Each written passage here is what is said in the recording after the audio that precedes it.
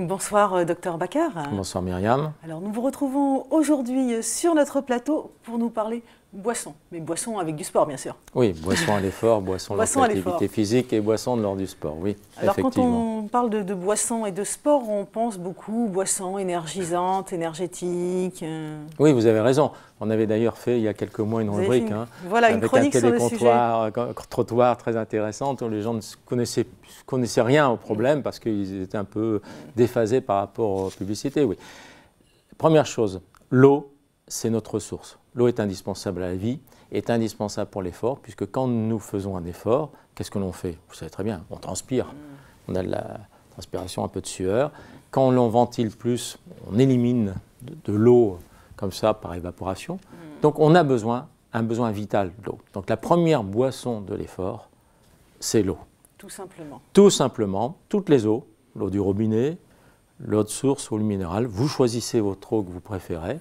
Et vous ne buvez pas trop d'eau gazeuse parce que ça va donner des petits inconvénients gastriques quand on fait l'effort. Mais voilà, l'eau tout simplement. Il y a une quantité à boire d'eau? Oui, il y a une quantité, mais c'est compliqué. Il faut déjà essayer de boire avant. On a déjà sur différentes chroniques expliqué qu'on pouvait sortir du travail pour aller faire l'effort. Ben, c'est pareil, on a été au travail, on n'a pas eu le temps toujours de se réhydrater.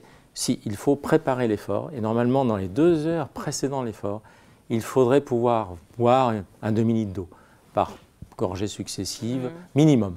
Donc il faut se préparer à un statut sportif, un statut d'activité physique. Donc il faut boire de l'eau, et rien que de l'eau, avant l'effort.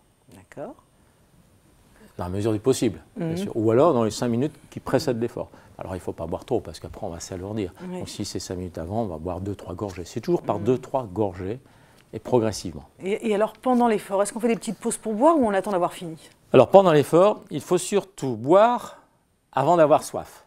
Si vous avez soif, c'est trop tard. Vous ne pourrez plus vous réhydrater. Cette sensation de soif va vous tenir. Et si on a une sensation de soif, c'est qu'on a déjà perdu l'énergie. Pourquoi faut-il boire? Pour garder notre énergie. On avait fait un jour une rubrique « Booster votre énergie ». Eh bien, c'est exactement la même chose. Il faut garder son énergie. L'énergie vitale, c'est l'eau.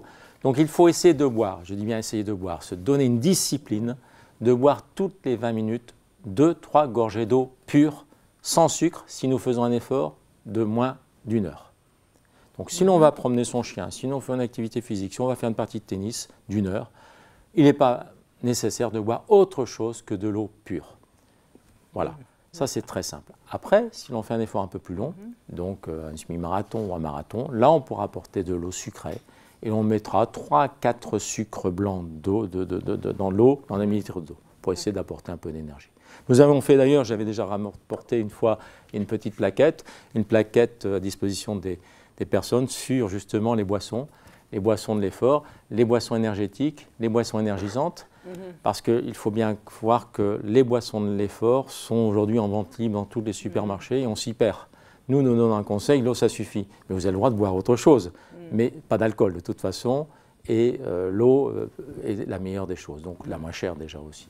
Et alors souvent, après une rencontre sportive, après match, souvent c'est la troisième mi-temps. La troisième mi-temps. mi-temps. La troisième mi-temps qui est festive.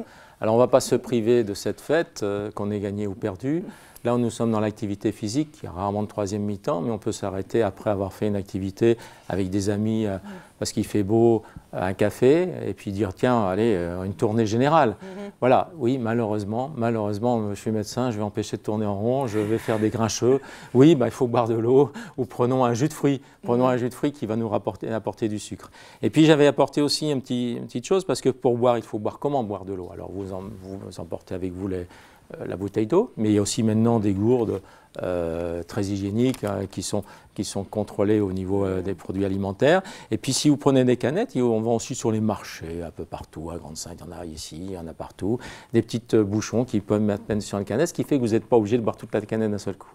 Donc ça c'est agréable, ce sont des petites astuces si on a envie de boire autre chose que de l'eau, mais ce n'est pas nécessaire. Mais on a le droit aussi de s'acheter une boisson de l'effort, parce qu'on n'aime pas l'eau. Voilà, il faut bien, nous ne sommes pas contre les boissons de l'effort, mais nous pouvons conseiller, pour moins d'1 heure, de ne boire que de l'eau. D'accord. Et alors, il vaut mieux boire froid, température ambiante? Alors, ça, c'est une très bonne question parce qu'effectivement, souvent, de l'eau froide nous fait du bien. On a l'impression que... Alors, la réhydratation de l'effort, c'est la température pratiquement ambiante. 2-3 degrés en dessous de la température ambiante, c'est-à-dire que ce n'est pas froid, ce n'est pas l'eau glacée. L'eau glacée peut apporter des ennuis digestifs, voire même des ennuis un peu plus importants comme des diarrhées lors des efforts de plus longue durée.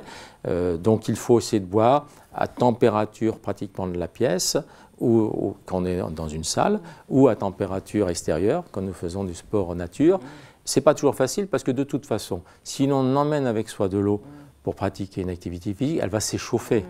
Donc on a tendance à la mettre au frigo au départ, donc elle sera trop froide. Et à la fin de l'effort, si elle fait beau, elle sera trop chaude. Donc vous voyez, je n'ai pas beaucoup de solutions. Mais il existe dans notre commerce, dans le commerce des gourdes réfrigérées, des gourdes. Bon, il existe un certain nombre de produits, mais j'avoue franchement que ce n'est pas facile. Et c'est pour ça que nous demandons souvent, nous, aux personnes qui font du sport en salle, d'essayer de demander à leurs responsables de mettre des fontaines d'eau à disposition, ce qui est la meilleure des sécurités par rapport à la température. Mais voilà, ce n'est pas facile, mais essayons d'avoir un apport en eau qui correspond à notre dépense d'eau. Il faut bien savoir que pourquoi on se bat, nous, médecins du sport, parce qu'on ne se bat pas pour faire boire de l'eau, ça n'a aucun sens. Pourquoi on se bat? Parce que s'il n'y a pas d'eau, en faisant l'effort, vous allez vous chauffer. La température du corps va monter, monter, monter, et vous risquez vraiment un malaise par ce qu'on appelle hyperthermie d'effort. Et ce malaise peut être gravissime en plein été, pouvant même conduire à un arrêt cardiaque. Donc vous voyez, c'est très important de s'hydrater pour éviter que le corps chauffe. Un peu comme la voiture, la voiture c'est un compte-tours. Quand c'est rouge, on lève le pied, on s'arrête, puis on se met à l'ombre. Eh bien, pour le corps, c'est exactement pareil, mais le problème, c'est qu'on n'a pas de compte-tours. Et quand on s'en rend compte, notre compte-tours, c'est trop tard, on s'effondre et il faut appeler le SAMU. Donc, vous voyez, voilà pourquoi il est nécessaire de boire de l'eau. Ce n'est pas uniquement pour le plaisir, c'est aussi parce que ça correspond à un besoin physiologique du corps humain pour éviter l'accident gravissime, je le répète, qui est l'hyperthermie maligne. Et la boisson chaude, l'eau sous forme de café, de thé, c'est permis aussi? Alors là, vous soulevez une question magnifique. Il faudra refaire une nouvelle chronique. Bon, le café, c'est oui, très rapidement, parce que le café, c'est de la caféine, et nous sommes contre l'apport de caféine à l'effort. Donc, nous déconseillons bien sûr ces boissons-là. Après l'effort, bien sûr, le réconfort. Là, on peut peut-être effectivement boire une boisson chaude, un type café ou thé, mais c'est toujours après l'effort, jamais avant l'effort. D'accord. Bien. Merci docteur pour tous ces conseils. Je vous en prie Myriam, bonsoir. Merci à vous de nous avoir suivis. Très bonne soirée à toutes et à tous.